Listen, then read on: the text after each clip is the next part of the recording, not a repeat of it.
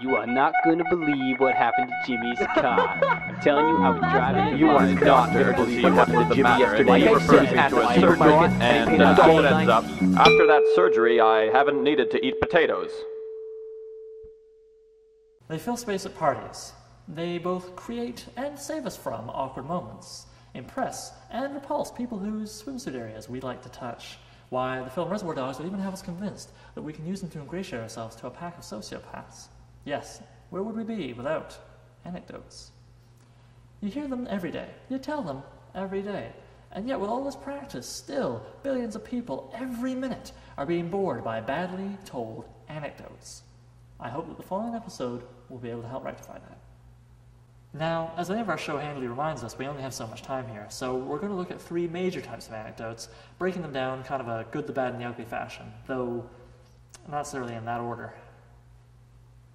First, we have the whole dude, I got so wasted type of anecdote, which rarely packs a punch with any audience out of their teens, and for good reason. Just because you had a dozen pints of Guinness and enough drugs to make real porn look fuckable, doesn't mean you climbed a mountain. You just kept putting things in your mouth that your body had trouble accepting. Now, the variant on this, dude, I got so wasted and I did something ill-advisable which I would not normally have done, is literally a whole nother story. But remember the key words there, something you would not normally have done. Telling me how you sat on the couch, ate a pile of ecstasy, and masturbated to a 10-hour marathon of Speed Racer only makes me regret borrowing your Speed Racer DVDs. Wow. That and the contents of the DVDs themselves. But honestly, I mean, you just drank a 2-4 and tried to make love to a supermarket promotional display. It's not like you fought in a war.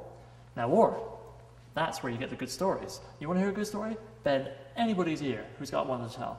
War is an intensifier of all the things that make life interesting. Love, drama, comedy even, horror, adventure, all these things look that much better when put alongside a life and death struggle between nations. Kind of like that special light they have to use on Johnny Depp to make sure you don't see his true form. Take my grandfather's experiences as a British commando fighting in Nazi-held France during the last war we had, which was at least somewhat morally unambiguous. He was a working-class lad, but he got his way all the way up into the Navy's officer class before being handpicked to be a commando. The training he and his compatriots received was vicious. For example, in hand-to-hand combat, you weren't supposed to use a weapon on any guard that you might bump into while you're sneaking about doing your commando business. No, you were just supposed to gouge out their eyes as fast as possible with 2 fingers, which was, it worked well in war, but unfortunately some of his compatriots were trained a little too well, and this resulted in a couple of tragic stories when family members tried to sneak up on their soldier daddies after the war. Near the end of his mission in France, my grandfather was captured by the Germans, and was only able to escape from a moving prison train on its way to Berlin with the help of a beautiful young French resistance member named Rose. And during the following weeks, she helped him get from hideout to hideout, gradually moving south until he was able to get to Spain, where he boarded a ship for refugees leaving Europe, going to Britain. On the ship was Charles de Gaulle, and when asked about him, my grandfather would always reply in the same dry tone that de Gaulle's nose was bigger in real life than it looked on the newsreels. Now, I believe his stories, maybe you don't, but that's beside the point. What's important here is that war is what brings this story up from being good to something Tom Hanks might film. I mean, without the context of war, you really just have a belligerent, well-armed, strangely well-trained, very violent Englishman going across the French countryside and beating up German tourists, causing trouble on their trains, and then eventually having to flee the country with a Frenchman who looks somewhat like Cyrano de Bergerac.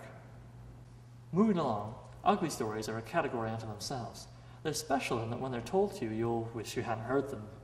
But then later you'll go on and tell them to somebody else.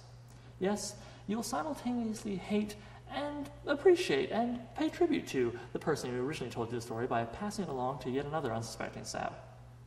The trick is in painting a strong visual image, an inspiring and intense visceral feeling. If you've done this, then you have just properly told an ugly anecdote.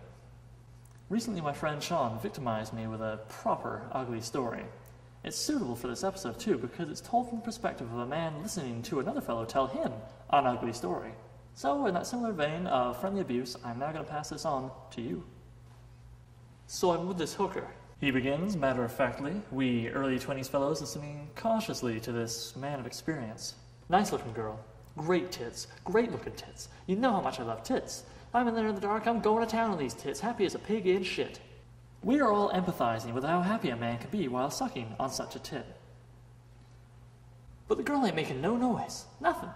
She ain't liking it like girls usually do. So I start mixing it up. I'm nibbling this, I'm licking that, I'm poking this, I'm prodding that. Still, I'm not getting any reaction out of this girl. We all begin to realize that something is terribly wrong with this story. Eventually, she lets out a holler. I bite the head off, sucking a cup full of pus, and it turns out it was a pimple. On that tasteful note, I hope that I've left you all better prepared for interacting with society, both high and low.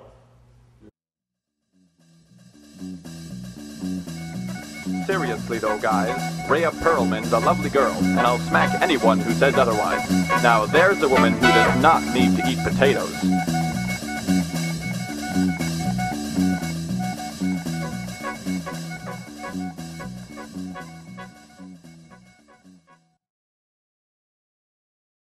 It turns out it was a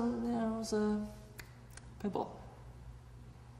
One more time, yeah. Fucking gross all over.